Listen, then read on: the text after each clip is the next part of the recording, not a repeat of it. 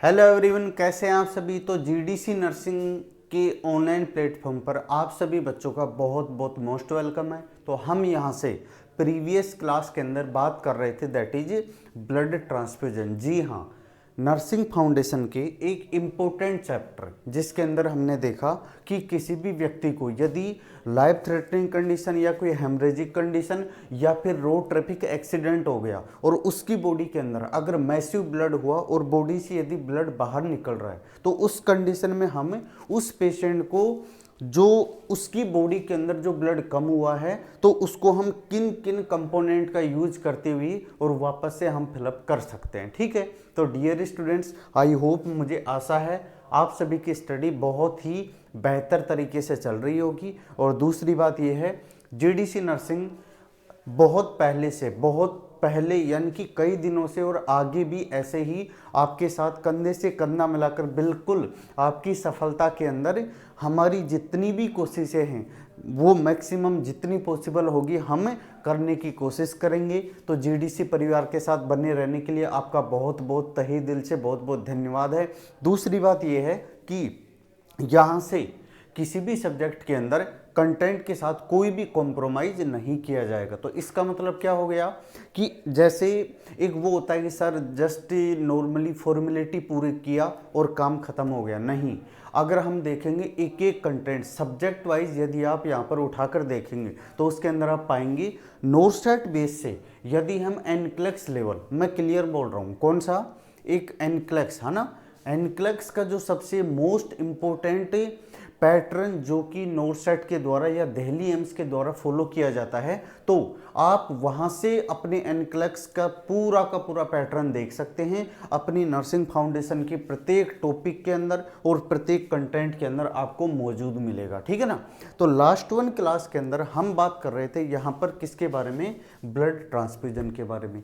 जो blood transfusion होता है इसके अंदर सबसे पहले मैंने इंट्रोडक्शन के अंदर बात किया कि ब्लड ट्रांसफ्यूजन की प्रोसेस क्या होगा, कौन कौन से कंपोनेंट होते हैं। इसके बाद में हमने बात किया यहाँ पर कि कौन कौन से कंपोनेंट के अंदर आरबीसी, डब्ल्यूबीसी, प्लेटलेट्स वगैरह, प्लाज्मा हो गया, कोलोइड्स वगैरह हो गया, होल ब्लड हो गया। ठीक है, इसके बाद में हमने बात किया आरबीसी यानी कि बोले तो रेड ब्लड सेल, मतलब कितनी उसकी स्पेसिफिक सेंटीग्रेड के ऊपर हम टेम्परेचर के ऊपर स्टोर रखेंगे, कितने दिन के लिए स्टोर रखेंगे। और दूसरी बात ये है कि हम किस व्यक्ति को हम ट्रांसफ्यूज कर सकते हैं, एक यूनिट में कितना होगा, प्रिजर्वेटिव कौन से होंगे, है ना। यानी कि सारे कंटेंट के बारे में हमने लास्ट वन क्लास के अंदर डिस्कस किया है। तो आज की क्लास को हम यहीं से रिकंटिन्यू करेंगे, यानी कि जो प्रीवियस क्लास के अंदर आपने पढ़ा है जिसके अंदर हम कंपोनेंट की 1 बाय 1 डिस्कशन कर रहे थे, तो उसके अंदर हम यहाँ पर बात करेंगे आज किसके बारे में,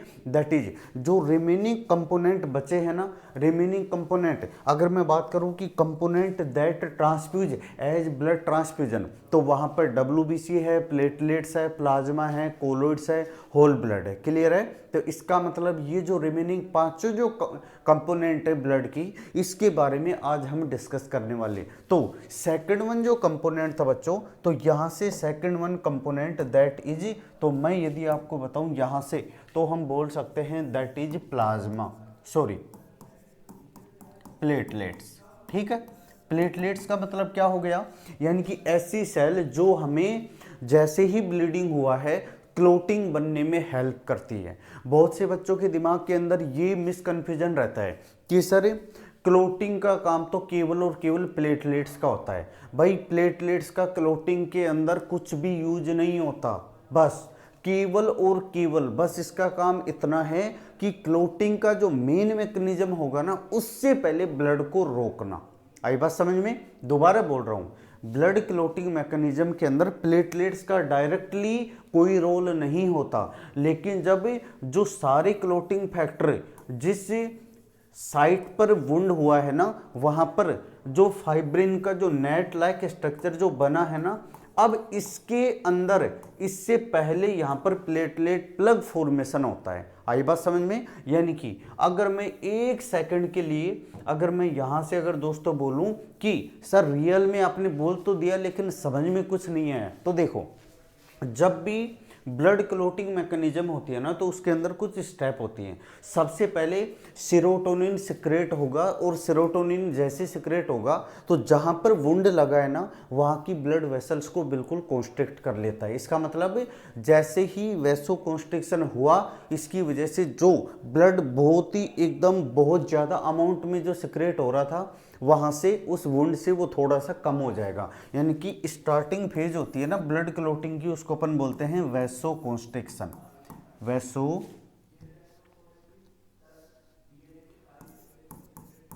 वैसो कॉन्स्ट्रिक्शन, ठीक है ना। अब ये जो वैसो कॉन्स्ट्रिक्शन होता है, ये किसकी वजह से होता है? ये होता है सेरोटोनिन की वजह से। सेरोटोनिन जैसे सिक्रेट हुआ वैसो कॉन्स्ट्रिक्शन की वजह से, जहाँ पर घाव लगा है, कट हुई है, तो जो आर्टरी और वेन जो बिल्कुल खुली पड़ी है ना, वो थोड़ा सा कॉन्स्ट्रिक्ट हो जाती है। जैसे ही कॉन्स्ट्रिक्ट होगी, इसके बाद में दूसरा आता है, ब्लड के अंदर चारों तरफ से प्लेटलेट सेल है ना, वो घूमकर और इस वुंड की साइड पर आएंगी। जैसे वुंड की साइड पर आएंगी, वहाँ पर आकर और ये जमा हो जाती हैं। उसको अपन बोलते हैं platelet plug formation. Platelet plug formation, आई बात समझ में? इसका मतलब क्या हो गया कि पहले तो कौन आया, दैट इज सेरोटोनिन आया। सेरोटोनिन आया तो उसने वैसोकॉन्स्ट्रिक्शन किया, तो घाव वाली जगह पर जो आर्टरी वेन खुली पड़ी है वो थोड़ी सी कॉन्स्ट्रिक्ट हो जाएंगी, ब्लड का आना थोड़ा कम हो जाएगा। दूसरी बात, जितनी भी प्लेटलेट्स है ना, वो उसकी चारों तरफ की जो भी प्लेटलेट्स है, ब्लड सर्कुलेशन के द्वारा वो वहाँ पर आकर और जमा हो जाती है। जहाँ पर आर्टरी वेन रप्चर हुई है ना, वहाँ पर वो प्लेटलेट्स आकर जमा होगी। वो सेकंड स्टेप होती है, जिसको अपन बोलते हैं क्या, प्लेटलेट प्लग फॉर्मेशन।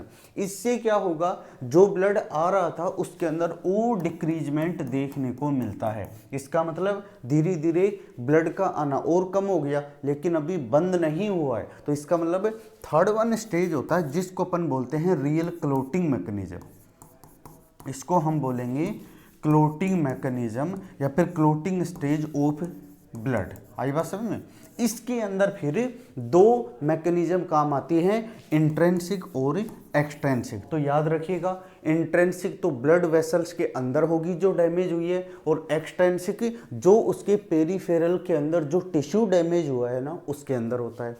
तो इंट्रेंसिक और एक्सट्रेंसिक दोनों मैकेनिज्म आपस में मिलकर और यहाँ पर टोटल सारे क्लोटिंग फैक्टर का यूज करते हुए, और उसके बाद में यहाँ पर फाइब्रिन का नेट लाइक स्ट्रक्चर बना लेती हैं। अब देखो, वैसोकॉन्स्ट्रिक्शन हुआ है, प्लेटलेट आकर यहाँ पर जमा हो गई, इसके साथ साथ यहाँ पर लास्ट में फाइब्रिन का नेट लाइक स्ट्रक्चर बन गया।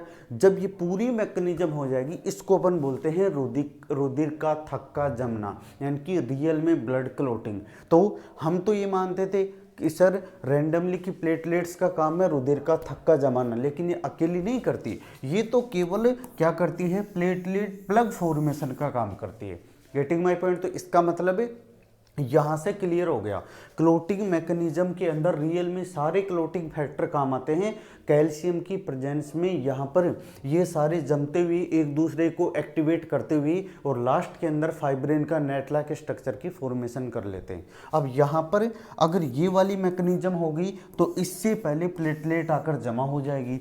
जब प्लेटलेट आकर जमा होगी तो उससे पहले इसका मतलब क्या हो जाएगा, वैसोकॉन्स्ट्रिक्शन हो जाएगा। तो इसका मतलब क्लियर हो गया कि अगर कहीं पर घाव लगता है तो वहां पर वैसोकॉन्स्ट्रिक्शन देखने को मिलता है। दूसरा, प्लेटलेट आकर जमा होंगी, यानी कि that is platelet plug formation होगा। Third one stage that is called clotting mechanism होगी, जिसके अंदर सारे के सारे क्लोटिंग फैक्टर का यूज करते हुए, और अब यहाँ पर अगर हम देखेंगे, जब ये तीनों मैकेनिज्म कंप्लीट हो जाती हैं तो वो जो थक्का जमता है ना, उसके बाहर एक भी ब्लड का कोई भी पार्ट दिखाई नहीं देगा, एक सिंगल ड्रॉप भी नहीं आ सकती। इसके ऊपर केवल येलो कलर का सब्सटेंस निकल सकता है, बाहर की तरफ फिल्टर होकर आ सकता है, क्लियर सीरस फ्लूइड बोलते हैं, और दैट इज उसको हम बोलते हैं सीरस फ्लूइड। क्या बोलते हैं हम उसको?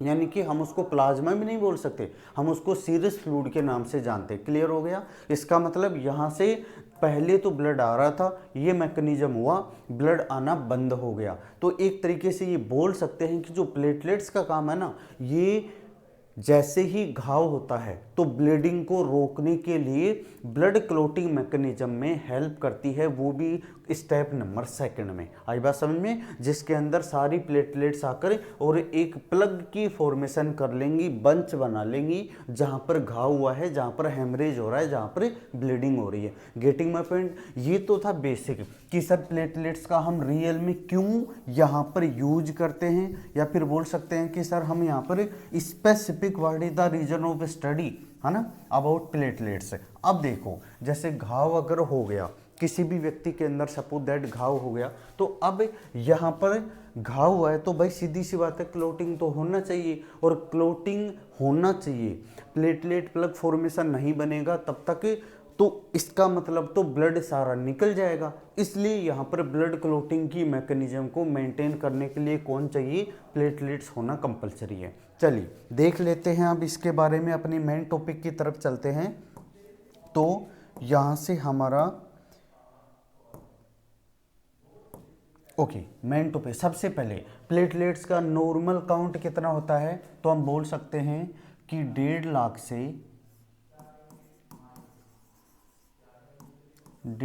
से 4.5 लाख सेल्स पर mm³ ऑफ ब्लड, पूरा लिखो, है ना, मतलब 1 लीटर ब्लड के अंदर 1.5 लाख से 4.5 लाख सेल प्लेटलेट्स पाई जाती हैं। ठीक है, इनका मेन फंक्शन क्या होता है, अगर हम बात करें फंक्शन क्या होगा, तो फंक्शन क्या होता है, दैट इज बोल सकते हैं help in blood clotting mechanism. ठीक है, यानी कि ब्लड क्लोटिंग मैकेनिज्म के अंदर हेल्प करती हैं। अगर यहाँ पर नहीं होगा तो क्या होगा, है ना, अगर डेफिशिएंसी हुआ, है ना, अगर डेफिशिएंसी या फिर कमी हुआ तो उसकी वजह से क्या हो सकता है, तो उसको हम बोलेंगे यहाँ पर क्या हो सकता है, दैट इज थ्रोम्बोसाइटोपिनिया। क्या हो सकता है, थ्रोम्बोसाइटोपिनिया। तो याद रखना, ये वर्ड भी कई बार आया हुआ है। थ्रोम्बोसाइटोपिनिया का मतलब क्या होता है कि अपनी बॉडी के अंदर प्लेटलेट्स की डेफिशिएंसी होती है, उसी को अपन क्या बोलते हैं, थ्रोम्बोसाइटोपिनिया के नाम से जानेंगे। ठीक है, दूसरी बात, यहाँ पर ब्लड क्लोटिंग मैकेनिज्म में हेल्प करती है, ये भी क्लियर है, बहुत अच्छी बात है। अब यहाँ पर हम देखेंगे कि थ्रोम्बोसाइटोपिनिया मेनली कौन कौन सी कंडीशन के अंदर सबसे ज़्यादा देखने को मिलता है। तो याद रखना, जैसे कोई भी पर्सन, अगर अपन बोले जैसे कीमोथेरेपी चल रही हो, अगर किसी पेशेंट को कीमोथेरेपी या फिर रेडिएशन थेरेपी, ठीक है, या फिर अपन बोल सकते हैं जैसे कोई वायरल इन्फेक्शन, जैसे डेंगू फीवर, है ना, या फिर हम बोल सकते हैं जैसे एप्लास्टिक एनीमिया, ठीक है, या फिर कोई भी वायरल इन्फेक्शन अगर देखने को मिलता है तो उसके अंदर टोटल प्लेटलेट्स काउंट क्या हो जाएंगी, कम हो जाएंगे। Getting my point. तो इसका मतलब क्या हो गया, जो डेफिशिएंसी यहाँ पर हो रही है ना इंडिविजुअल के अंदर, वो मेनली किस नाम से जानेंगे, तो उसका मेन नाम क्या हो गया, उस टर्मिनोलॉजी को हम बोलते हैं थ्रोम्बोसाइटोपिनिया। तो थ्रोम्बोसाइटोपिनिया किसकी वजह से हो सकता है, तो किसकी वजह से हो सकता है, नीचे मैंने लिखा है यहाँ पर कि सर वो हो सकता है जिसको हम बोल सकते हैं कीमोथेरेपी की वजह से, रेडिएशन थेरेपी की वजह से, डेंगू अगर होगा तो भी, डेंगू के अंदर मोस्ट कॉमन साइन ही थ्रोम्बोसाइटोपिनिया होता है। क्लियर है। इसके अलावा एप्लास्टिक एनीमिया भी देखने को मिलेगा। आई बात समझ में, यानी कि एप्लास्टिक एनीमिया वाली कंडीशन के अंदर भी थ्रोम्बोसाइटोपिनिया देखने को मिल सकता है। क्लियर है। ओके, चलिए अब हम चलते हैं नेक्स्ट स्लाइड की तरफ। यदि किसी व्यक्ति के अंदर, है ना, याद रखिएगा, अगर किसी व्यक्ति के अंदर less than if platelets count,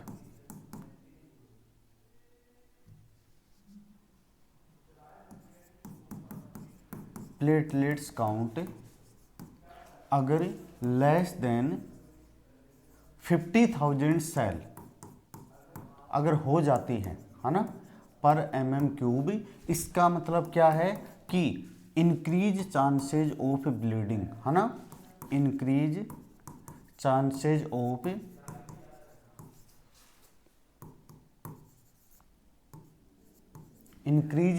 of bleeding. तो व्यक्ति के अंदर, याद रखना, एक एक पॉइंट क्लियर करवा रहा हूं, अगर किसी व्यक्ति के अंदर 50,000 सेल 50,000 तक अगर प्लेटलेट सेल का काउंट अगर हो जाता है ना, तो इसका मतलब है यहाँ पर ब्लीडिंग के चांसेस हैं। तो यहाँ पर केवल बस अपने को सुपरविजन रखना है ना। तो यहाँ पर क्या करना पड़ेगा, close supervision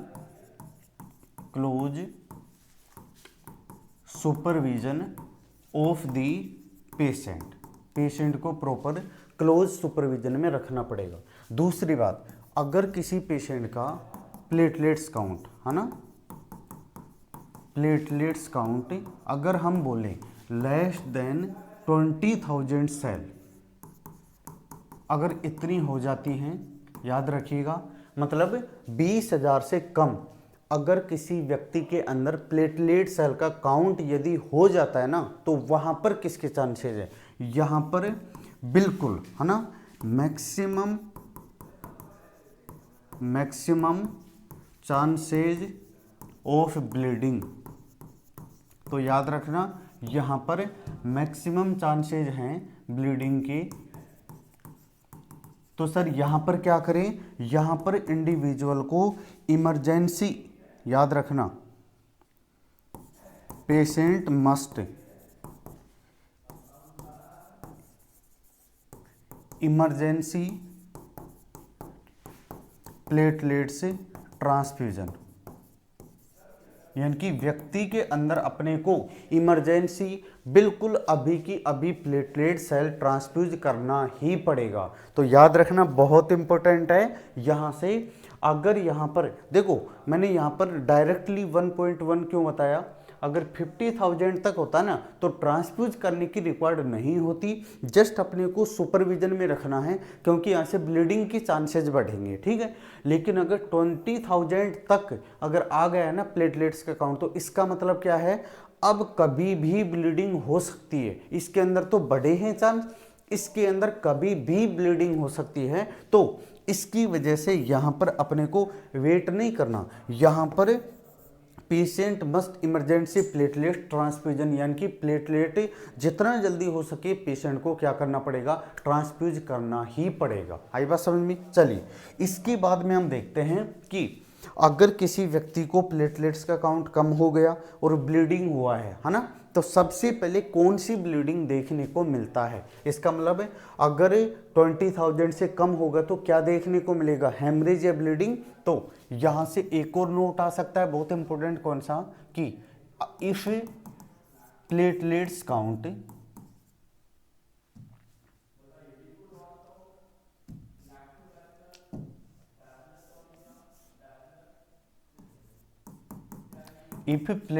count becomes decrease, then first bleeding point of the body। आई बात समझ में। अगर किसी पेशेंट के अंदर प्लेटलेट्स का काउंट कम हो गया तो सबसे पहला कौन सा ब्लीडिंग पॉइंट माना गया है जहां से ब्लीडिंग होगी, तो याद रखना इसका आंसर आएगा दैट इज नोज ब्लीडिंग। कौन सा है, नोज ब्लीडिंग, ठीक है। और नोज ब्लीडिंग को हम किस नाम से जानते हैं, उसको हम एपिस्टैक्सिस के नाम से जानते हैं, एपिस्टैक्सिस, ठीक है। इसके ऊपर भी क्वेश्चन आते हैं। और वैसे तो जैसे अगर अपन बोले तो हेमेटेमेसिस हो सकता है, हिमोप्टाइसिस हो सकता है, मेलेना हो सकता है, पेटेचिया हो सकता है, एकाइमोसिस भी हो सकता है, गम्स ब्लीडिंग भी हो सकता है, जीआई ब्लीडिंग भी हो सकता है, ठीक है ना। मतलब है अगर स्किन के ऊपर अगर डोटेड अगर ब्लीडिंग स्पॉट बनते हैं दैट इज कॉल्ड पेटेचिया। यदि लार्ज ब्लीडिंग स्पॉट अगर अपनी स्किन के ऊपर देखने को मिलता है एक लोकलाइज साइट के ऊपर, उसको अपन एकाइमोसिस बोलते हैं। अगर इंटरनल अगर ब्लीडिंग बोले तो इंटेस्टाइन के अंदर कहीं पर भी जीआई ट्रैक्ट में, तो स्टूल के साथ अगर ब्लीडिंग देखने को मिलेगा उसको अपन मेलेना बोलते हैं। अगर हेमेटेमेसिस, इसका मतलब वोमिटिंग के साथ हो गया तो हेमेटेमेसिस हो गया। हिमोप्टाइसिस, कफिंग यानी कि लंग्स के अंदर से एल्वेलाई के द्वारा ब्लीडिंग हो रही है, इसका मतलब डिफरेंट साइट ऑफ बॉडी के अंदर यदि ब्लीडिंग देखने को मिलता है तो यहाँ पर उसको डिफरेंट टर्मिनोलॉजी के द्वारा हम क्या करेंगे, यहाँ पर डिनोट करेंगे। क्लियर हो गया, गेटिंग माय पॉइंट। तो इसका मतलब क्या है, इन सभी पॉइंट में से मोस्ट कॉमन सबसे पहले जो पॉइंट नोट किया जाता है वो है नोज ब्लीडिंग सबसे ज़्यादा देखने को मिलता है जिस पेशेंट के अंदर अगर प्लेटलेट्स का काउंट क्या हो गया, ज़्यादा ही कम हो गया। ठीक है, अब अगर किसी पेशेंट के अंदर एपिस्टैक्सिस हुआ है तो एपिस्टैक्सिस वाले पेशेंट के अंदर अपने को मेन प्रायोरिटी क्या होगा, ये क्वेश्चन भी आता है ना, कि अगर किसी पेशेंट के अंदर यहाँ पर एपिस्टैक्सिस हुआ है तो यहाँ से अगर अपन बोले तो नर्सिंग प्रायोरिटी क्या होने वाली है। ठीक है ना, देखो अगर यहाँ पर हम देखेंगे तो नोज ब्लीडिंग हुई है, अगर हम कोई बोलेगा कि सर उसको फाउलर पोजीशन में बिठा दो बिल्कुल सीधा, कोई बोलेगा सर सुपाइन पोजीशन में, कोई बोलेगा कि सेमी फाउलर में। अगर हमने पेशेंट को सुपाइन फाउलर या सेमी फाउलर पोजीशन के अंदर बिठा दिया तो जो ब्लड निकल रहा है ना वो पीछे की तरफ जाएगा, पीछे जाएगा, इसका मतलब रेस्पिरेटरी ट्रैक्ट के अंदर जाता हुआ और लंग्स के अंदर चला गया तो एस्पिरेशन के चांसेस बढ़ जाएंगे। इसकी वजह से वहाँ पर रेस्पिरेटरी प्रॉब्लम हो सकती है। इस कंडीशन को अपने को बचाना है, प्रिवेंट करना है, अवॉइड करना है, तो इसके लिए अपने को क्या करना पड़ेगा, जो ब्लड यहाँ पर नीजल कैविटी से आ रहा है ना उसको आगे की तरफ ही बॉडी से बाहर निकालेंगे, यानी कि पेशेंट को हम लीनिंग फॉरवर्ड आगे की तरफ अपन क्या कर देंगे, सिटिंग पोजीशन के अंदर बिठा दिया और उसके बाद में हम उसके नोज या फिर नेजल जो पार्ट है ना उसको 5 से 10 मिनट के लिए पंच कर लेंगे, प्रेस कर लेंगे, ताकि जो ब्लीडिंग पॉइंट है वहां पर प्रेशर अराइज होगा तो ब्लीडिंग होना धीरे धीरे क्या हो जाएगा, बंद हो जाएगा। आई बात समझ में? इसका मतलब मैंने दोनों चीजें क्लियर कर दी। सबसे पहली बात कि हम कौन सी पोजीशन नहीं दे सकते, और सेकंड वन बात क्या है कि कौन सी पोजीशन दे सकते हैं। पेशेंट को बिठाकर आगे की तरफ झुका देते हैं, उसको हम बोलते हैं सिटिंग पोजीशन में बिठाकर आगे की तरफ झुका दीजिए, that is called leaning forward. जब लीनिंग फॉरवर्ड पोजीशन प्रोवाइड करवाएंगे और उसके नेजल पार्ट को हम यदि प्रेस कर लेंगे 5 से 10 मिनट के लिए तो जो ब्लड आया हुआ है वो पीछे की तरफ नहीं जाएगा और पंच करने की वजह से या फिर प्रेस करने की वजह से और ब्लड भी नहीं आएगा। आई बात समझ में? तो यहाँ से नर्सिंग प्रायोरिटी क्या होगा, provide sitting with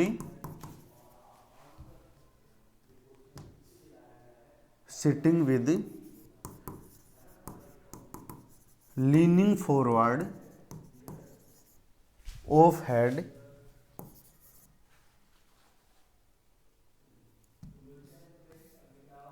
leaning forward position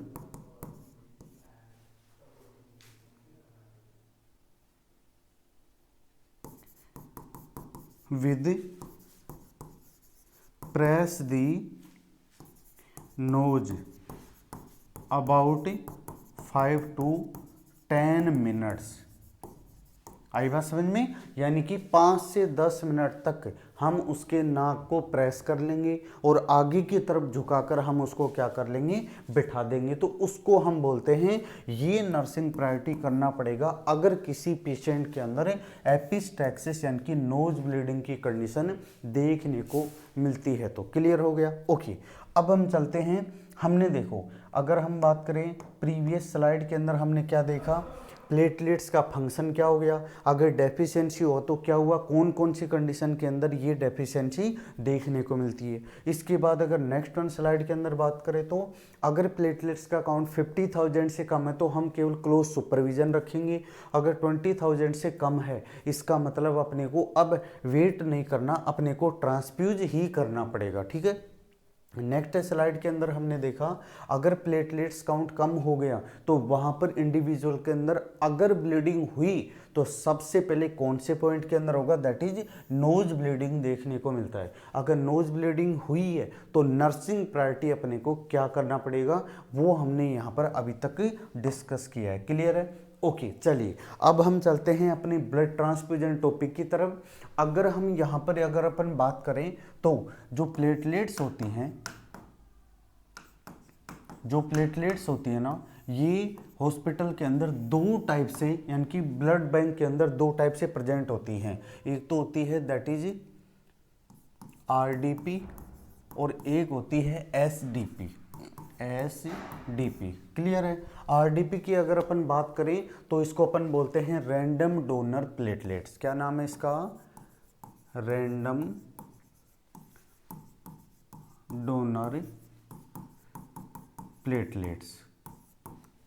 ठीक है, इसको हम बोलते हैं सिंगल डोनर प्लेटलेट्स।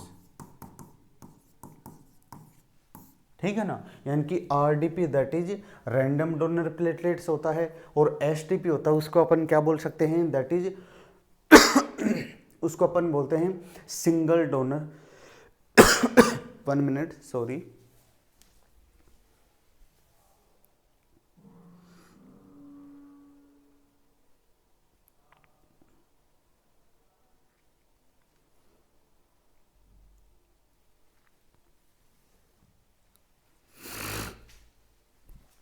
हाँ जी सॉरी। ओके, तो यहाँ से हम बात कर रहे थे आरडीपी और एसटीपी, दो टाइप की प्लेटलेट यानी कि ब्लड बैंक के अंदर स्टोर होती हैं। अब यहाँ पर आरडीपी का मतलब क्या होता है? आरडीपी का मतलब होता है रैंडम डोनर प्लेटलेट। इसका मतलब क्या हो गया? किसी भी पर्सन से, है ना, किसी भी पर्सन से यदि हम प्लेटलेट्स अगर रिसीव करते हैं तो उसको हम रैंडम डोनर प्लेटलेट्स बोलते हैं। अगर किसी सेलेक्टेड पर्सन से, जैसे पेशेंट रिलेटिव हो गया या फिर फैमिली मेंबर हो गया और या फिर पेशेंट का पीयर ग्रुप हो गया, यदि हम ब्लड प्राप्त करते हैं एसडीपी या फिर अपन प्लेटलेट्स प्राप्त करते हैं तो उसको हम क्या बोलेंगे? सिंगल या सेलेक्टेड डोनर प्लेटलेट्स के नाम से जानते हैं। क्लियर हो गया? एक आरडीपी के अंदर, एक यूनिट के अंदर कितना होता है? तो 50 to 70 ml। याद रखना, एक आरडीपी के अंदर, एक यूनिट आरडीपी के अंदर कितना होगा, कितना वेट होता है? 50 to 70 ml। एक एसडीपी की अगर एक यूनिट की अगर अपन बात करें ना तो इसके अंदर होगा 180 to 240 ml।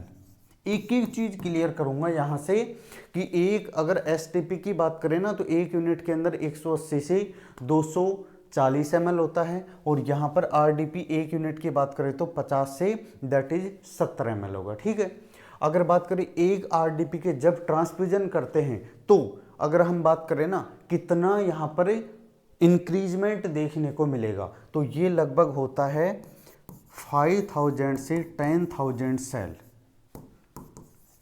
ठीक है ना? मतलब एक आरडीपी के अंदर कितना देखने को मिलता है? सेल इंक्रीजमेंट 5000 से 10,000 सेल देखने को मिलेगा। और यहाँ पर यदि अगर अपन बात करें तो इसके अंदर लगभग, मतलब थोड़ा सा समझना, यहाँ पर इसका कई गुना ज़्यादा होता है और ये होता है लगभग 40,000 से 50,000 सेल।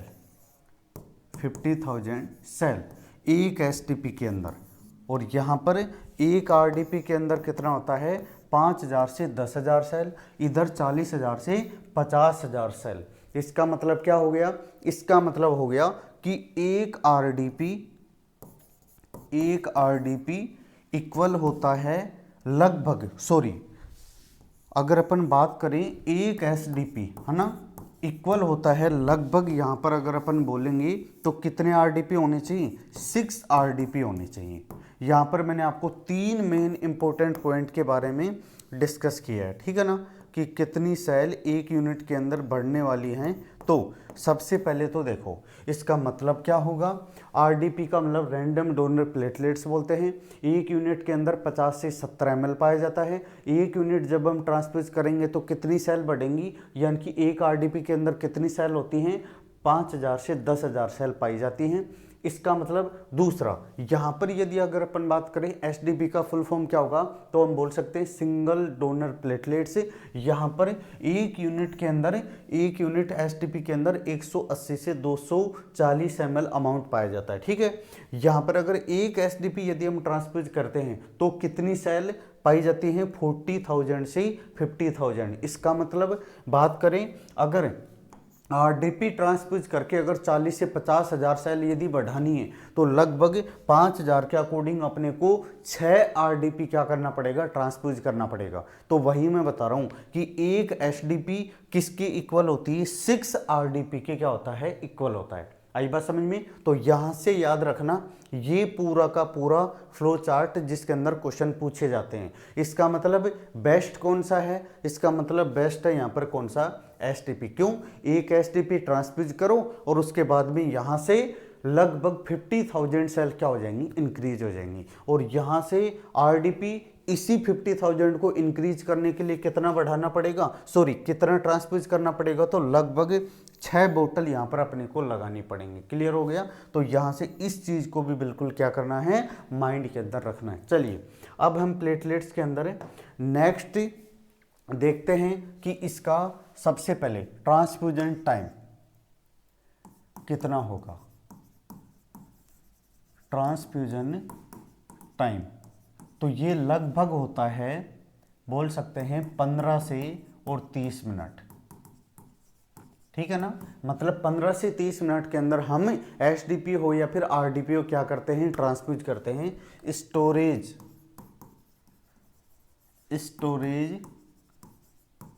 टेम्परेचर, भैया कितने डिग्री पर हम इसको स्टोर करते हैं ब्लड बैंक में, तो याद रखना लगभग 22 डिग्री सेंटीग्रेड यानी कि रूम टेम्परेचर पर हम इसको क्या कर सकते हैं, स्टोर कर सकते हैं। ठीक है, अब बात करते हैं यहां पर स्टोरेज टाइम। स्टोरेज टाइम कितने दिन तक हम इसको स्टोर कर सकते हैं, तो एवरेज आता है लगभग 8 से 11 दिन, सॉरी 8 से 10 दिन। आई बात समझ में। मैक्सिमम 11 डेज हो सकता है, यहाँ पर अपन बोल सकते हैं मैक्सिमम 11 दिन से ज़्यादा नहीं हो सकता, मैक्सिमम 11 डेज हो सकता है। इसमें भी यदि पूरा एक्यूरेट यदि आप अगर आपको चाहिए तो वो हम बोल सकते हैं जैसे एसडीपी जो होता है ना, वो तो लगभग बोल सकते हैं कि 5 से 6 डेज तक स्टोर रह सकता है।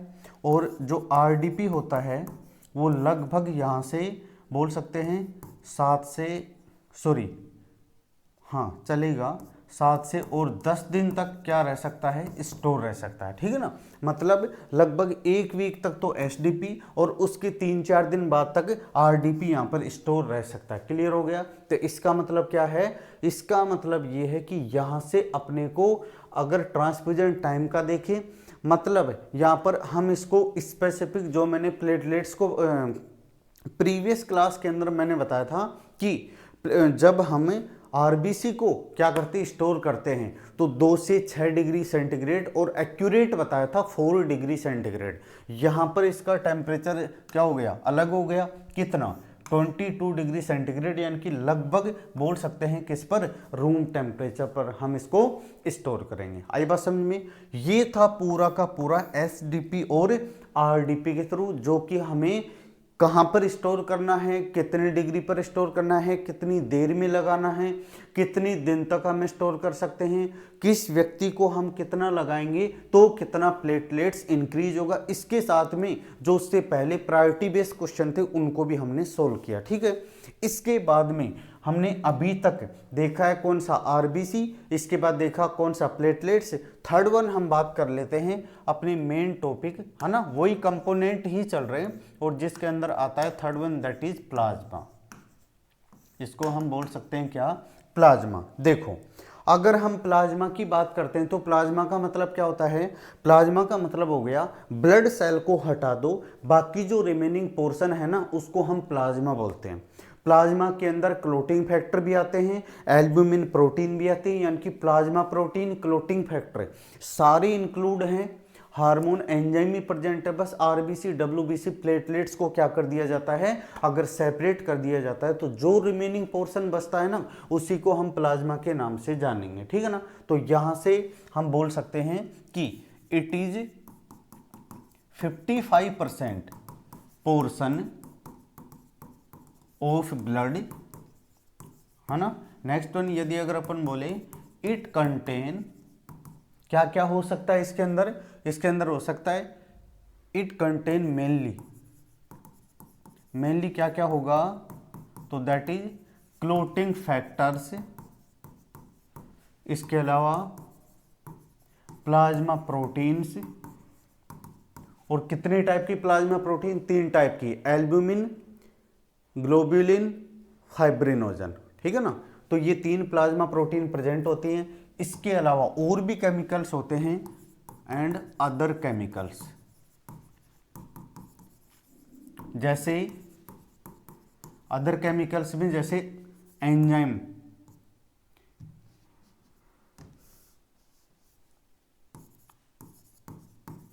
एंजाइम्स या फिर हार्मोन्स भी हम बोल सकते हैं, या फिर इलेक्ट्रोलाइट्स, या फिर मिनरल्स। क्लियर हो गया। तो इसका मतलब क्या है कि ब्लड सेल को हटा दो, बाकी का जो पोर्शन बचा हुआ है उसी को हम किस नाम से जानते हैं, प्लाज्मा के नाम से जानते हैं, ठीक है। ओके, चलिए अब यहां पर जो अपनी बॉडी के लिए जो प्लाज्मा ट्रांसफ्यूज करते हैं ना, ये 2 टाइप का होता है, जिसको अपन बोलते हैं, एक को तो होता है जिसको अपन बोलते हैं फ्रेश फ्रोजन प्लाज्मा, दूसरा होता है जिसको अपन बोलते हैं क्रायो प्रेसिपिटेट प्लाज्मा। तो यहाँ से प्लाज्मा की भी कितने टाइप्स या कितनी कैटेगरी हो गई, तो यहाँ पर 2 कैटेगरी हो गई। एक तो हो गया जिसको अपन बोलते हैं एफएफपी, और दूसरा होता है क्रायो प्रेसिपिटेट प्लाज्मा सीपीपी। और एफएफपी का मतलब क्या हो गया, that is fresh frozen plasma, ठीक है। और सीपीपी का मतलब क्या होता है, क्रायो प्रेसिपिटेट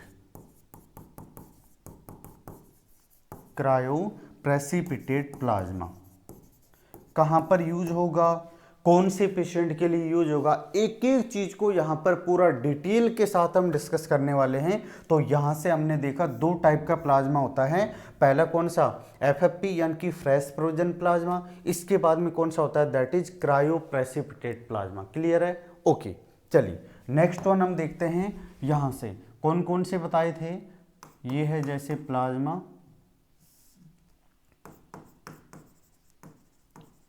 ठीक है, ये हो गया एफएफपी, इसको हम बोल सकते हैं यहाँ पर सीपीपी, क्रायो प्रेसिपिटेट, ठीक है। अब याद रखना, जिसके अंदर सारे के सारे क्लोटिंग फैक्टर पाए जाते हैं उसको हम बोलते हैं फ्रेश फ्रोजन प्लाज्मा। क्लियर हो गया। इसका मतलब all clotting factors are found in fresh frozen plasma. Clear है। सारी क्लोटिंग फैक्टर, इसका मतलब ब्लीडिंग से रिलेटेड अगर कोई डिसऑर्डर हुआ तो उसके अंदर हम देखेंगे यहाँ पर उसको हम क्या ट्रांसफ्यूज कर सकते हैं, तो हम बोल सकते हैं फ्रेश फ्रोजन प्लाज्मा हम ट्रांसफ्यूज कर सकते हैं। आई बात समझ में। दूसरी बात यह है कि यहाँ पर हम इंडिविजुअल के अंदर स्पेसिफिक कुछ कंडीशन हुई, और वो स्पेसिफिक कंडीशन क्या है, जो क्रायो प्रेसिपिटेट प्लाज्मा होता है ना, किससे बनता है, कहाँ से बनता है। अगर फ्रेश फ्रोजन प्लाज्मा में से कुछ स्पेसिफिक क्लोटिंग फैक्टर को निकालकर और यदि प्लाज्मा सेपरेट कर दिया जाए तो फिर बनेगा कौन सा, क्रायो प्रेसिपिटेट, है ना। यानी कि यहां पर बोल सकते हैं इट कंटेन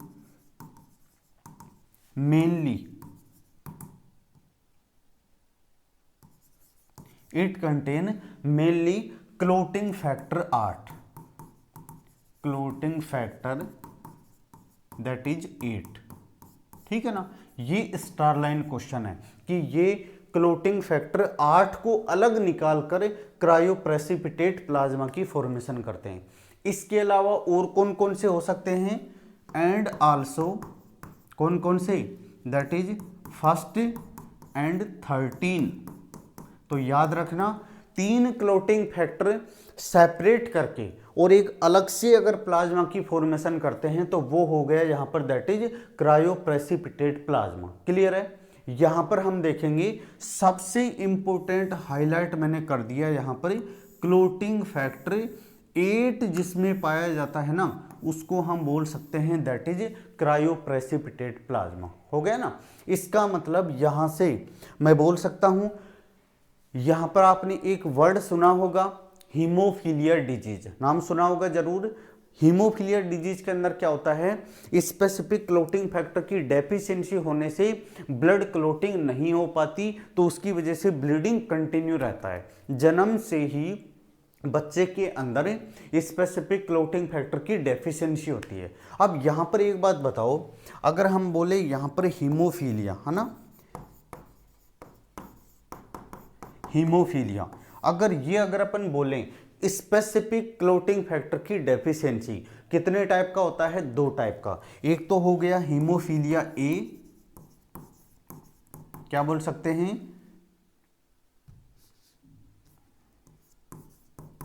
हीमोफीलिया एक तो ए पाया जाता है, और दूसरा कौन सा पाया जाता है जिसको अपन बोलते हैं haemophilia that is P. Clear हो गया।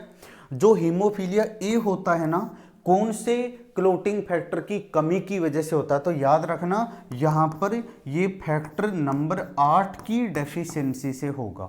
जो क्लोटिंग फैक्टर 8 है उसकी कमी से जो होता है उसको हीमोफीलिया ए के नाम से बोलते हैं। और क्लोटिंग फैक्टर नंबर 9, आई बात समझ में। इसका मतलब क्या हो गया कि अगर 90 क्लोटिंग फैक्टर की कमी से होगा तो उसको अपन क्या बोलते हैं, हीमोफीलिया बी।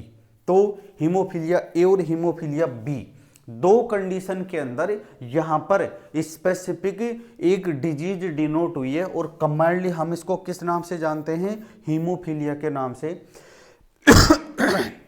जानते हैं। अब देखो यहां पर अगर किसी व्यक्ति के अंदर हीमोफीलिया ए है, इसका मतलब बोल सकते हैं क्लोटिंग फैक्टर 8 की कमी। अगर बोल सकते हैं हीमोफीलिया बी है, इसका मतलब बोल सकते हैं क्लोटिंग फैक्टर 9 की क्या होगी, डेफिशिएंसी होगी। क्लियर हो गया। और यहां पर मैंने क्या बोला, जो सीपीपी होता है ना उसके अंदर कौन सी स्पेसिफिक कौन सा प्रेजेंट होता है बोल सकते हैं, तो यहां पर क्लोटिंग फैक्टर नंबर 8, केवल और केवल 8। और यहां पर बोल सकते हैं सारे, मतलब 1 से लेकर 13 तक जितने भी क्लोटिंग फैक्टर हैं सारे के सारे प्रेजेंट होते हैं किसमें, एफएफपी के अंदर, है ना।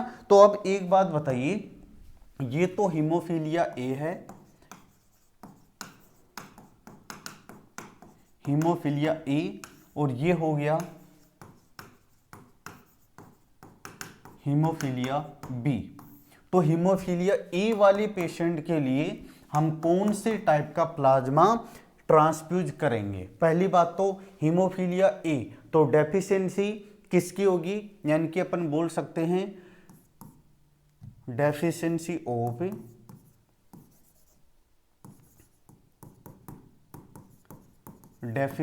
Of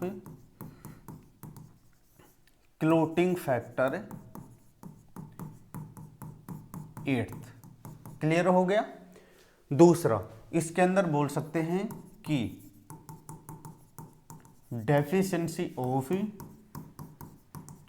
clotting factor that is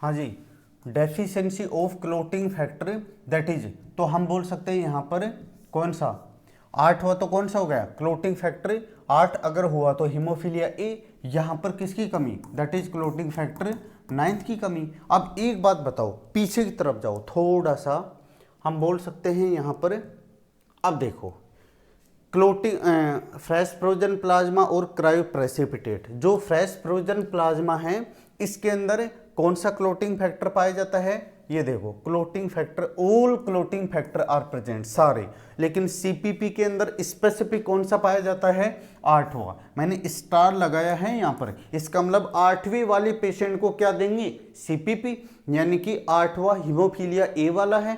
तो मैं इसी कॉन्सेप्ट तक पहुंचना चाह रहा हूं। अगर किसी पेशेंट के अंदर अगर हीमोफीलिया ए यानी कि क्लोटिंग फैक्टर 8 की कमी है तो उसको हम जब प्लाज्मा ट्रांसफ्यूज करेंगे तो अपने को क्रायोप्रेसिपिटेट देना पड़ेगा। और यदि हीमोफीलिया बी का पेशेंट है, इसका मतलब 8 के अलावा जितने भी क्लोटिंग फैक्टर सब किसके अंदर होते हैं, फ्रेश फ्रोजन प्लाज्मा। तो हीमोफीलिया बी वाले पेशेंट के अंदर हमें क्या ट्रांसफ्यूज करेंगे, दैट इज FFP अपने को क्या करना पड़ेगा, ट्रांसफ्यूज करना पड़ेगा, है ना। तो मैं यही देखो हीमोफीलिया ए वाला है 8th, इसका मतलब यहां पर करेंगे ट्रांसफ्यूज, दैट इज बोल सकते हैं CPP क्रायोप्रेसिपिटेट अपन क्या करेंगे, ट्रांसफ्यूज करेंगे। और यहां पर क्या ट्रांसफ्यूज करना पड़ेगा, दैट इज ट्रांसफ्यूज, तो यहां पर तो अपने को FFP, क्योंकि 9वां है, 8वां केवल और केवल CPP में होता, तो जिसकी कमी है दे दीजिए, और बाकी सारे के सारे फ्रेश फ्रोजन प्लाज्मा के अंदर हम ट्रांसफ्यूज कर सकते हैं। ठीक है, ये तो हो गया दोनों टाइप। अब हम कंबाइंडली यदि अगर अपन देखें तो एक यूनिट के अंदर कितना प्रेजेंट होता है, लगभग 200 से 250 ml। कितना प्रेजेंट होता है, 200 से लगभग 250 ml क्या कर सकते हैं हम, सॉरी, एक यूनिट के अंदर 200 से 250, 200 टू 250 ml अमाउंट प्लाज्मा का प्रेजेंट होता है। ठीक है, अब स्पेसिफिक है ना, हम देख लेते हैं यहां से, दैट इज FFP। ठीक है, इसका मेन यूज कहां कहां पर होगा, तो इसका मेन यूज देखो क्रायोप्रेसिपिटेट। अब बोलेंगे सर ये 2 पढ़ा रहे हो, हम तो कंफ्यूज हो गए। मोस्टली प्रेजेंट होता है केवल और केवल FFP हॉस्पिटल के अंदर। जब अपने को अगर हीमोफीलिया ए वाला पेशेंट आता है ना, तो हम उसी में से निकाल लेते हैं कौन सा, दैट इज क्रायोप्रेसिपिटेट, है ना। क्रायोप्रेसिपिटेट ये मैकेनिज्म के थ्रू जो तैयार किया जाता है, उसके अंदर पहला, 8वां और 13वां मेनली 3 क्लोटिंग फैक्टर, इनमें भी 8वां सबसे मेन होता है, समझ गए ना। इसका मतलब ये समझो कि कंडीशनल तो 2 होते हैं, लेकिन मेनली केवल एक ही होता है, और वो कौन सा होता है, FFP होता है। तो ये समझो FFP की एक यूनिट के अंदर कितना होगा, 200 से 250 ml। ठीक है, लिक्विड। तो यहां से हम बोल सकते हैं जो FFP होता है ना, इसका मेन यूज कहां कहां पर होगा। तो सबसे पहली बात तो अगर हम इसकी यूजेज की बात करते हैं, एक तो किसके लिए बोल सकते हैं, FFP के अंदर कोई भी पेशेंट हो जिसके अंदर कोई भी क्लोटिंग फैक्टर की डेफिशिएंसी हो, उसके अंदर हो सकता है, ब्लीडिंग डिसऑर्डर में हो सकता है। इसके अलावा यहाँ पर एल्ब्यूमिन प्रोटीन की कमी होगी तो हम वहाँ पर भी ऑन्कोटिक प्रेशर को यानी कि एल्ब्यूमिन प्रोटीन को इंट्रोड्यूस करने के लिए भी यूज कर सकते हैं। इसके अलावा जो ब्लड का अमाउंट है वो डिक्रीज हो गया, उस कंडीशन में भी हम इसको ट्रांसफ्यूज कर सकते हैं, यानी कि टू डिक्रीज ब्लीडिंग, यानी कि बोल सकते हैं in any bleeding disorder, in any bleeding disorder, है ना। और मेनली बोल सकते हैं हीमोफीलिया बी वाले पेशेंट को हम FFP ही लगाएंगे। क्लियर है, ओके। इसके बाद दूसरा अगर अपन बोले तो to provide albumin protein. Albumin protein अगर किसी पेशेंट को अगर प्रोवाइड करवाना है तो अपन FFP लगा सकते हैं, क्योंकि प्लाज्मा के अंदर प्लाज्मा प्रोटीन भी पाए जाते हैं। ठीक है, जैसे कौन सा पेशेंट बोल सकते हैं, जैसे बर्न पेशेंट। बर्न पेशेंट के अंदर मेनली किसकी कमी होती है, एल्ब्यूमिन प्रोटीन की। या फिर बोल सकते हैं टू इंक्रीज ब्लड वॉल्यूम, अगर कमी हो गई तो फ्लूइड वॉल्यूम या फिर ब्लड वॉल्यूम को इंक्रीज करने के लिए भी अपन क्या लगा सकते हैं, FFP ट्रांसफ्यूज कर सकते हैं। अब हम यहाँ से 1 बाई 1 देखेंगे तो टेम्परेचर कितना होगा ऑफ स्टोरेज, तो ये होता है, याद रखना, -20 डिग्री सेंटीग्रेड। ठीक है, इसके बाद time of storage, time of storage, तो ये याद रखना लगभग बोल सकते हैं 1 ईयर तक हम FFP को स्टोर करके रख सकते हैं। और एक यूनिट के अंदर जस्ट मैंने बताया ही था 200 से 250 ml के समथिंग पाया जाता है, ये टेम्परेचर और ये ईयर। ठीक है, इसके बाद यदि अगर अपन देखें ट्रांसफ्यूजन टाइम कितना हो सकता है ना, ट्रांसफ्यूजन टाइम। ठीक है, जो ट्रांसफ्यूजन टाइम जो FFP का होता है वो तो होता है लगभग 1.5 घंटे से 2 घंटे, 1.5 to 2 आवर। ठीक है, और जो यहाँ पर CPP होता है, इसका मतलब क्रायो प्रेसिपिटेट प्लाज्मा होता है, उसका लगभग होता है 15 से 30 मिनट। क्लियर है, तो ये जरूर याद रखना 1.5 to 2 आवर यानी कि 1.5 से 2 घंटे तो FFP, और लगभग 15 से 30 मिनट के अंदर हम कौन सा क्रायो प्रेसिपिटेट जो कि हीमोफीलिया ए वाले पेशेंट के लिए स्पेसिफिक चूज किया जाता है उसको हम ट्रांसफ्यूज कर सकते हैं। ठीक है, तो ये देखा हम ना किसके बारे में, दैट इज बोल सकते हैं प्लाज्मा के बारे में कि सर प्लाज्मा क्या होगा, कितनी टाइप का होता है, कहां पर कितने डिग्री पर स्टोर करते हैं, किस कंडीशन में हम कौन से पेशेंट को कौन से टाइप का प्लाज्मा लगा सकते हैं। और इंपॉर्टेंट बात यह है कि यहां से सबसे इंपॉर्टेंट हीमोफीलिया ए और हीमोफीलिया बी वाले पेशेंट के अंदर जस्ट अपोजिट है ना, मतलब हीमोफीलिया ए वाले को तो हम CPP यूज करते हैं और हीमोफीलिया बी वाले पेशेंट को हम FFP यूज करेंगे। ठीक है, पहले था रेड ब्लड सेल, दूसरा हमने आज की क्लास में देखा दैट इज प्लेटलेट्स, इसके बाद में हमने अभी जस्ट डिस्कस किया किसके बारे में, तो हम बोल सकते हैं यहां say that is total plasma. ठीक है, तो वैसे तो आई थिंक आपको बहुत ही, देखो टाइम पासिंग क्लासेज में मुझे भी कतई इंटरेस्ट नहीं आता कि मैं यहाँ पर आपको जस्ट आपके मोटिवेशन को बढ़ाने के लिए शायरियाँ बोलते जाऊँ और टाइम पास करता जाऊँ और आप लोग सोचते जाएं कि हाँ सर बहुत अच्छे हैं। देखो सीधी सी बात है, अगर हम आपके सामने उपस्थित होते हैं इसका मतलब ये है कि आपको कोई ना कोई ज्ञानवर्धक बातें ही बतानी पड़ेंगी। एक टीचर की रेस्पॉन्सिबिलिटी होती है कि अपने स्टूडेंट को उस रियलिस्टिक एनवायरनमेंट से अवगत करवाना कि हाँ हम यहाँ तक पढ़ेंगे तो हम अपने नोरसेट या कोई भी एग्जाम को हम क्वालिफाई कर सकते हैं। ठीक है, वही मेरा मेन पर्पज है।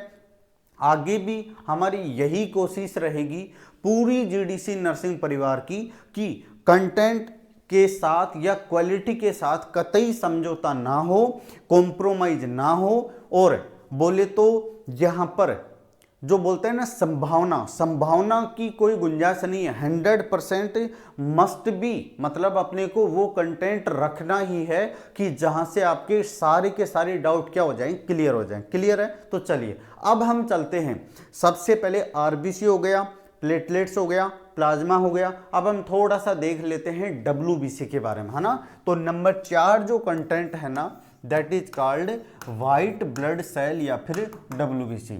अब WBC के बारे में यदि जब हम पढ़ते हैं ना तो दिमाग के अंदर एक ही चीज आती है दैट इज इन्फेक्शन कंट्रोल। इसका मतलब वाइट ब्लड कार्पसेल्स होती है ना, अपनी बॉडी के अंदर जो इन्फेक्शन बढ़ता है उसको रोकने का काम करती है ना। यानी कि मेन फंक्शन क्या हो गया, अगर अपन बात करें यहां पर नॉर्मल अमाउंट कितना होता है, नॉर्मल रेंज ब्लड के अंदर होगी तो वो होती है 4000 से 11000 सेल पर mm³ ऑफ ब्लड। क्लियर हो गया। इसका अब बोले तो फंक्शन की यदि हम बात करें कि सर क्या फंक्शन हो सकता है, तो यहां से फंक्शन टू प्रिवेंट या फिर to protect the body, to protect the human body from infection. From infection. आई बात समझ में? यानी कि जब हमारी बॉडी अगर किसी इन्फेक्शन से रिलेटेड प्रीडिस्पोज हो जाती है तो वहां पर WBC एक्टिवेट होकर उस इन्फेक्शन को कम करने का मेन काम करते हैं। ठीक है, अब यहां पर यदि अगर अपन बात करें कि मतलब कहां पर हम WBC का यूज करते हैं, है ना, यूजेज, ठीक है ना, कहां पर यूज करेंगे? जैसे WBC का कमी होगा तो उसकी वजह से हमें इन्फेक्शन होगा, यानी कि हम उस कंडीशन को बोल सकते हैं न्यूट्रोपीनिया। हम उसको क्या बोल सकते हैं? न्यूट्रोपीनिया। न्यूट्रोपीनिया का मतलब क्या होता है? डिक्रीज WBC और WBC के अंदर भी न्यूट्रोफिल्स। कौन सी सेल्स? That is neutrophil. तो याद रखना ये सार्वभौमिक सेंटेंस है आपके सामने कि अगर किसी पेशेंट के अंदर अगर न्यूट्रोपीनिया देखने को मिलता है इसका मतलब उसको WBC ट्रांसफ्यूज करना पड़ेगा, उसके अंदर इन्फेक्शन के चांसेस क्या हो जाएंगे? बढ़ जाएंगे। क्लियर है? ओके, चलिए नेक्स्ट अगर हम बात करें यहां पर एक यूनिट के अंदर, है ना, 1 यूनिट के अंदर कितना होता है WBC? तो लगभग 400 ml। कितना होता है? 400 ml होगा। ठीक है, इसके बाद हम बात करते हैं कि कितने दिन तक हम इसको स्टोर कर सकते हैं, है ना, ड्यूरेशन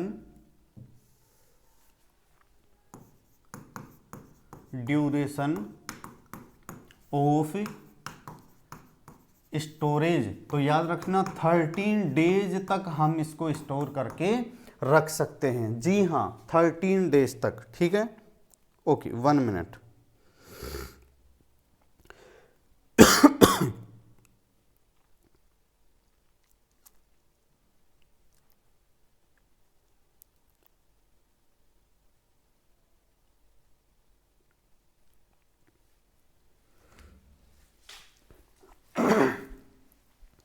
थोड़ा आज गले में प्रॉब्लम हो सकता है क्योंकि मौसम चेंज है।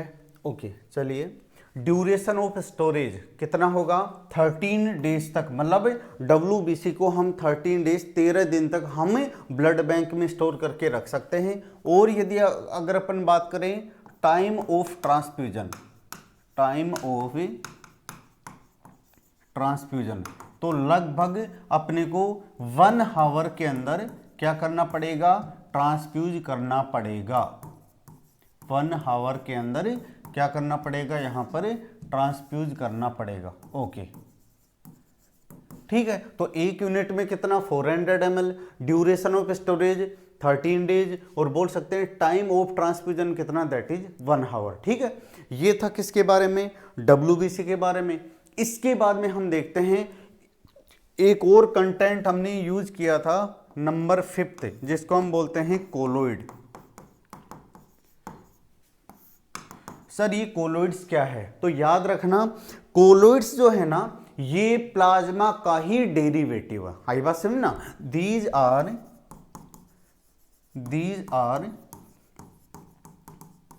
Derivatives of plasma. ठीक है ना? और बात करें तो कोलोइड्स का यूज मेनली कहां पर किया जाता है? पहली बात तो ये है जैसे ही ब्लड प्रोडक्ट की एलर्जी होती है तो उस दौरान भी कोलोइड्स का यूज किया जाता है। इसके अलावा अगर अपने को ब्लड वॉल्यूम बढ़ाना है, आई बात समझे, यानी कि ब्लड वॉल्यूम का मतलब है ब्लड स्ट्रीम के अंदर टोटल अमाउंट ऑफ फ्लूइड बढ़ाना है, तो भी अपन किसका यूज कर सकते हैं? कोलोइड्स का यूज कर सकते हैं। ठीक है, तो यहां पर हम बोल सकते हैं इट इज यूज, है ना, to increase total blood volume, to increase total blood volume. आई बात समझ में? यानी कि यहां से हम बोल सकते हैं कि टोटल ब्लड वॉल्यूम को इंक्रीज करना है तो पेशेंट को क्या लगा सकते हैं? कोलोइड्स हमें लगा सकते हैं। ठीक है, नेक्स्ट वन, यदि अगर अपन बात करें यदि किसी ब्लड प्रोडक्ट की, है ना, इंपॉर्टेंट है, if any allergy about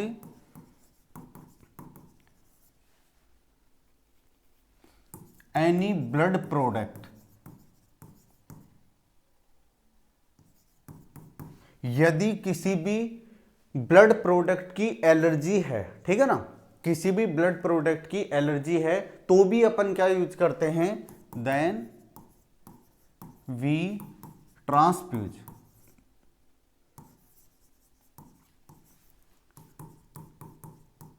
colloids, तो भी हम क्या यूज कर सकते हैं, कोलोइड्स यूज कर सकते हैं, है ना।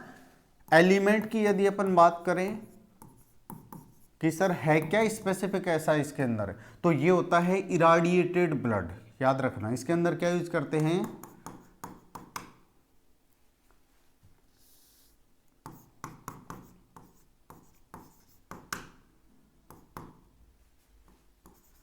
इराडिएटेड ब्लड, ठीक है। इराडिएटेड ब्लड क्या होता है, इसके अंदर ब्लड को, है ना, blood Passage through the gamma rays,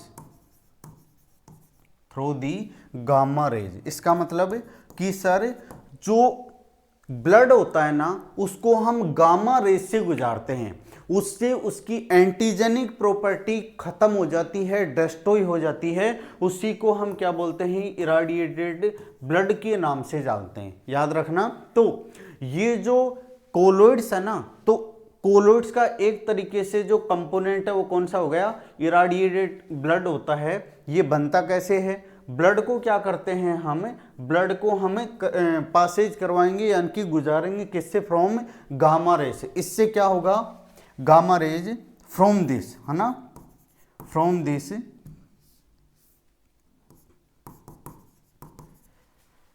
lost their antigenic property and will do not develop allergy. आई बात समझ में, यानी कि ब्लड को जैसे ही गामा रेज से गुजारा जाता है तो उसकी जो एंटीजेनिक जो कंटिन्यूटी या फिर अपन बोल सकते हैं प्रॉपर्टी है वो डिस्ट्रॉय होगी। जैसे ही डिस्ट्रॉय होगी तो उसकी वजह से आगे इन फ्यूचर में वो कभी भी एलर्जी डेवलप नहीं कर सकता, ठीक है। तो ये था डस्ट, अपन बोल सकते हैं कोलोइड, या फिर बोल सकते हैं कोलोइड का ही एक प्रारूप है ना, जिसको अपन बोल सकते हैं इराडिएटेड ब्लड। क्लियर है, ओके। नेक्स्ट वन यदि अगर अपन बात करें, यहां पर नंबर 6 आता है होल ब्लड, है ना। तो होल ब्लड भी हम पेशेंट के अंदर ट्रांसफ्यूज करते हैं। होल ब्लड का मतलब इसके अंदर सारे के सारे, है ना, ऑल कंटेंट आर प्रेजेंट। आई बात समझ में। दूसरी बात, यहां पर एक यूनिट के अंदर 1 यूनिट होल ब्लड की कितनी होती है, दैट इज 350 ml, ठीक है। बाकी सारे के सारे all points are same as RBC. जैसे हमने आरबीसी के अंदर पढ़ा था ना कि टेम्परेचर क्या होगा, प्रिजर्वेटिव क्या होता है, कितने दिन तक स्टोर कर सकते हैं, है ना, वो सारी कंडीशन जो आरबीसी के अंदर है वही होल ब्लड के ऊपर लागू होती है। बस वहां पर मैंने एक चीज और बताया था, आरबीसी एक यूनिट में 250 ml होती हैं, यहां पर होल ब्लड एक यूनिट के अंदर कितना होता है, 350 यानी कि 350 ml होगा, ठीक है। यानी कि इसके अंदर सारे ब्लड कंटेंट प्रेजेंट होंगे और एक यूनिट के अंदर 350 होता है। बाकी सारा रिमेनिंग पोर्शन जो बचा हुआ है, जो मैंने आरबीसी वाली प्रीवियस क्लास के अंदर बताया था, वही सेम टेम्परेचर वगैरह, स्टोरेज टाइम ड्यूरेशन, है ना, वो सारी प्रिजर्वेटिव वगैरह सारी चीजें वही बिल्कुल आरबीसी के सेम होंगी। आई बात समझ में। तो आज की क्लास में हमने देखा प्लेटलेट्स के बारे में, कितने टाइप की होती हैं, कब तक स्टोर कर सकते हैं, किसको लगाते हैं। दूसरा, प्लाज्मा कितने टाइप का होता है, कौन कौन सी कंडीशन में हम कौन से प्लाज्मा लगाएंगे। इसके बाद में आता है कोलोइड्स, तो WBC, WBC कौन से पेशेंट को लगाएंगे, होल ब्लड किसको लगाएंगे, और कोलोइड्स का यूज हमें कहाँ करते हैं। ठीक है, अभी तक हमने सारे कंटेंट के बारे में देखा कि कौन सा कंटेंट हम किस पेशेंट को ट्रांसफ्यूज कर सकते हैं। ठीक है, आई होप ये क्लास आप बहुत एंजॉय करेंगे और मुझे उम्मीद है आपका अब इस क्लास में कोई भी डाउट नहीं रहा होगा। ब्लड ट्रांसफ्यूजन से रिलेटेड नेक्स्ट क्लास के अंदर हम लेकर आएंगे कि यहाँ से प्रोसीजर के थ्रू हम कैसे आगे बढ़ेंगे, जिसके अंदर सबसे पहले कलेक्शन एंड स्टोरेज करते हैं, उसके बाद ट्रांसफ्यूजन करेंगे, है ना, उसके बाद कॉम्प्लिकेशन को असेस करते हैं, तो कौन कौन से कॉम्प्लिकेशन, क्या नर्सिंग प्रायोरिटी होने वाली है। तो नेक्स्ट क्लास के अंदर हम डोनर और रिसीवर मैचिंग, क्रॉस मैचिंग क्या होती है, ट्रांसफ्यूजन कैसे करते हैं, मेन प्रायोरिटी क्या होगी, और उसके बाद में क्या कॉम्प्लिकेशन हो सकते हैं और उसका क्या फर्स्ट प्रायोरिटी के तौर पर हम उपचार कर सकते हैं। ये कंटेंट को हम देखेंगे नेक्स्ट क्लास के अंदर। तो वेट कीजिए नेक्स्ट क्लास का, और इस क्लास का एंजॉय लीजिए अच्छे से, बढ़िया अपने आप को पूरा मोटिवेट रखिए। नर्सिंग फाउंडेशन अब अपने पीक लेवल पर आ चुका है और यहाँ से अपने आप को पीछे की तरफ खींचने की कतई कोशिश ना करें। अब यहाँ से हम आपके लिए एक से एक बेहतरीन टॉपिक हम आपसे साझा करने वाले। ठीक है, तो बने रहिए GDC नर्सिंग के साथ, ऐसे ही आप लोगों का प्यार और विश्वास बना रहे, इसके लिए हम भी हमारी तरफ से पूरी टीम के द्वारा भरसक प्रयास हमेशा जारी रहेगा। मिलते हैं नेक्स्ट क्लास में नए टॉपिक, नए जज्बे और नए जुनून के साथ। Okay, bye bye.